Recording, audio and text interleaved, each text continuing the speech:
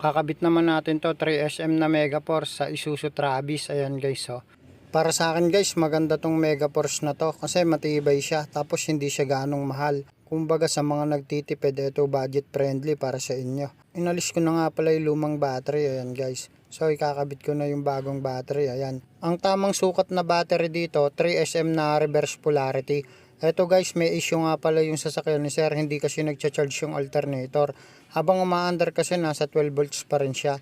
Dapat kasi dyan tumaas ng 14 volts habang umaandar yung sasakyan. Sinabi ko sa kanya ipagawa niya yung sasakyan, tapos dali niya ulit sa akin para ma-double check ko kung nagawa ba talaga.